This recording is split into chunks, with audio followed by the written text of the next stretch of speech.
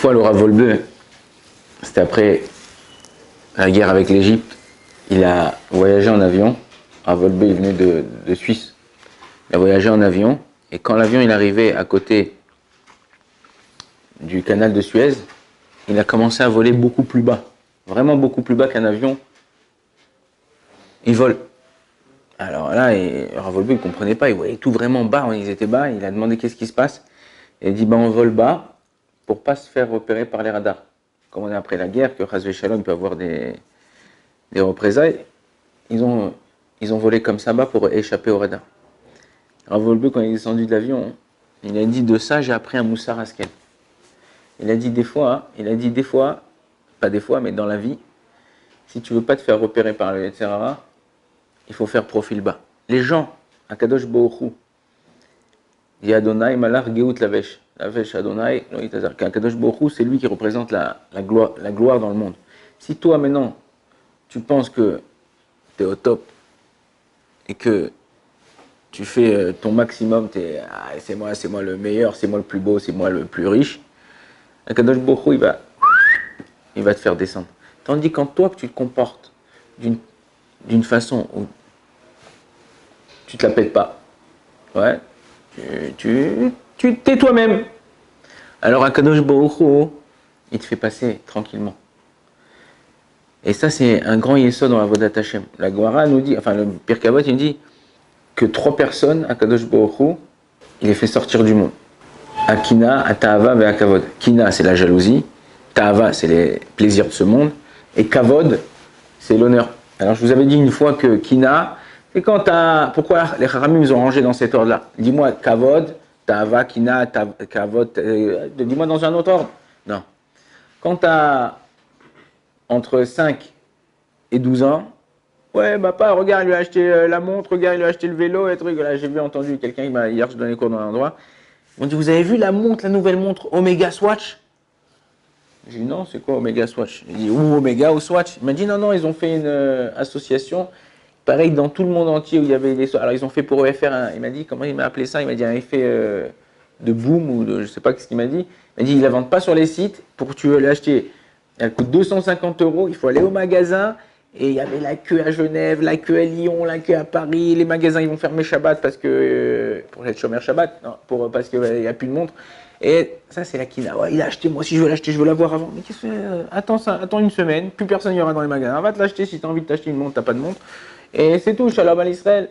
Ça, c'est la Kina. Les mecs, ils peuvent pas vivre sans regarder ce qui se passe chez l'autre. Après, il y a la Tava. Tava, quand tu as entre 12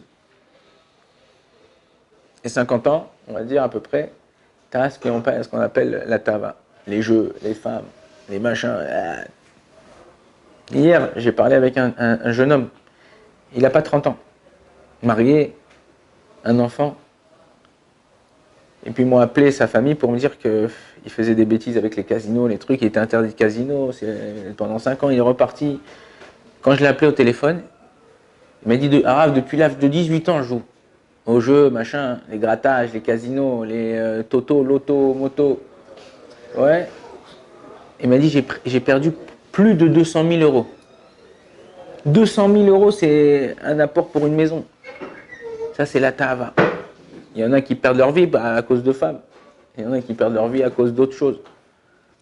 Mais c'est un plaisir de quelques instants et tu perds tout.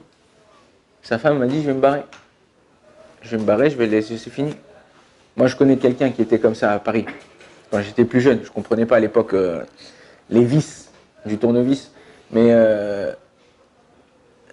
il y avait un homme, c'était le sous-PDG de la Société Générale.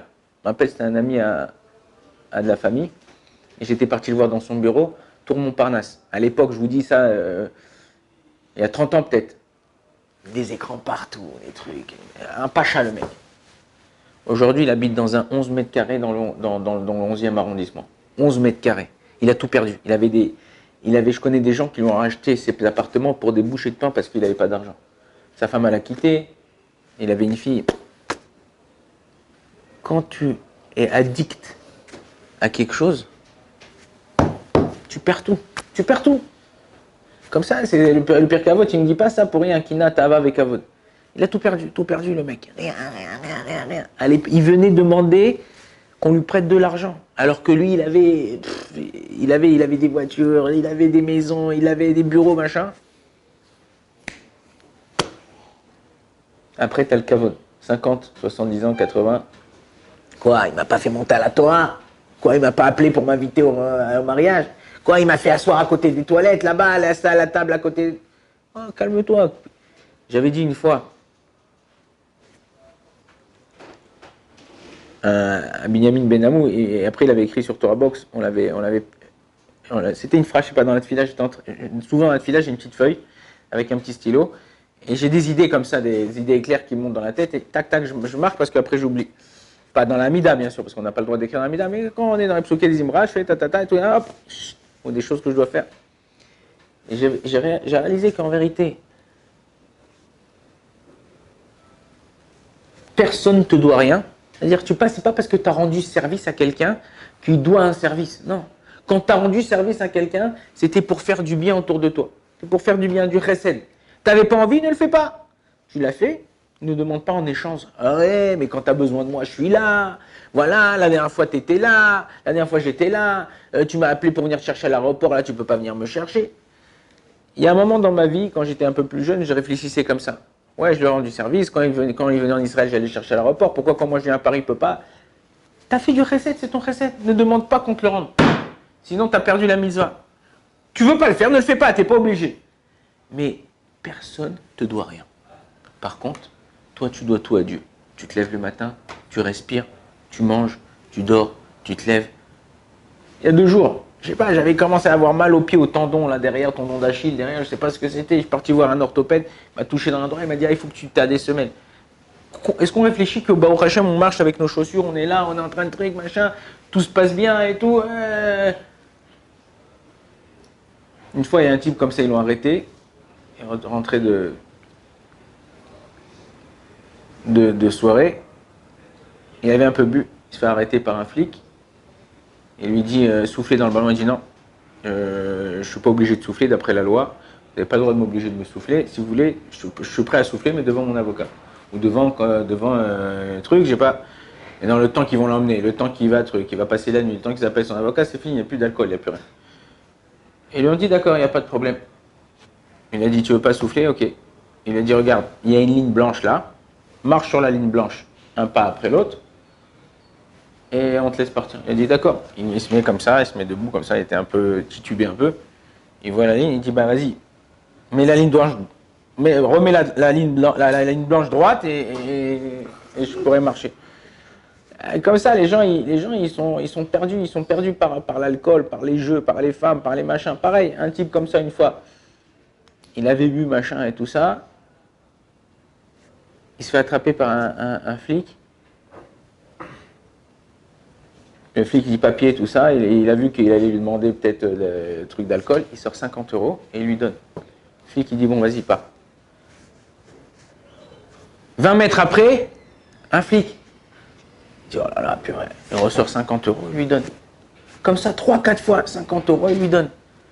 Au bout de 4 fois, il a dit attends, c'est pas possible, attends, je suis prêt à prendre déjà à 150 €. Et il voit, il dit qu'est-ce que tu veux? Alors le flic il arrête, il dit papier de ça, il dit mais qu'est-ce que tu veux? Combien tu veux? Il lui dit 200 €. Il dit quoi 200 €? Tes potes ils m'ont pris 50 €. Il dit non, c'est juste pour t'expliquer comment sortir du rond-point. Le type il faisait le rond-point comme ça, il était tombé tout le tour sur le même flic. Et malheureusement c'est ce qu'on fait tous. On est tous dans des ronds-points. Au lieu de sortir du rond-point, dans notre vie, dans la vie de tous les jours, on tourne autour du pot. Sors de ta vie, arrête de tu crois que tout tourne autour de toi-même, et toi tu tournes autour de toi-même et tu perds ta vie comme ça, tu te fais rouler toute ta vie. Un homme, il doit savoir que tu vas avancer dans la vie. N'attends pas des autres, n'attends pas qu'on te donne, n'attends pas qu'on te fasse. Tu veux faire, fais-le. Tu veux pas faire, ne fais pas, mais avance. N'attends pas. Ne sois pas aigri. Ouais, il m'a pas fait, oui, je suis pas bien. Il y a des gens, malheureusement, tu les vois le soir, ils sont aigris. Tu les vois le matin, ils sont aigris. Tu vois l'après-midi, ils sont aigris. Mais qu'est-ce que t'as? non, voilà, il m'a dit comme ça, mais moi je suis pas d'accord. Bon, moi, je veux pas faire de la shonara. Tais-toi, mais qui t'a demandé de parler de la shonara? Il faut le Chafetz Chaim, on l'a vu. Il y a quelqu'un, il est venu lui parler, il a dit, voilà, je voudrais vous raconter quelque chose sur quelqu'un. Il lui a dit, je vais te demander trois choses. Est-ce que c'est vrai? Il a dit, je sais pas, c'est ce que j'ai entendu. Est-ce que c'est du mal sur la personne? Et est-ce que j'ai un intérêt à le savoir? Et la personne a réfléchi, elle dit, non, non, non. Il dit, bah alors ne me raconte pas. On n'a pas besoin de savoir les choses des autres. Tu veux vivre heureux, tu veux vivre bien, fais ce que toi tu as à faire. Ce que Akadosh Baruch Hu, il te demande. Tu n'as pas besoin d'entendre. Ah, il y a des choses bonnes sur les gens. Ouais, regarde, celui-là, il a terminé 3 fois le chasse. Regarde, celui-là, il a terminé la macérette depuis le début du Zwan. Ça, c'est bien, tu dois savoir. Pourquoi? Parce que la Torah nous dit Kinat Sofrim Tarbe Chorma. Quand tu jalouses quelqu'un, dans le bon côté du côté jalousie, c'est pas comme on a dit tout à l'heure la Kina. Tu tends à arriver à son niveau, ça c'est bien. Pourquoi? Parce que ça te permet de, Bezrat Hashem, te développer, d'arriver, d'étudier, de te donner envie de faire. Quand tu fais comme ça, Bezrat Hashem, Akadosh Baruch Hu, il t'aide et il te donne cette bracha. Baruch Adonai Leolam, Amen, Amen.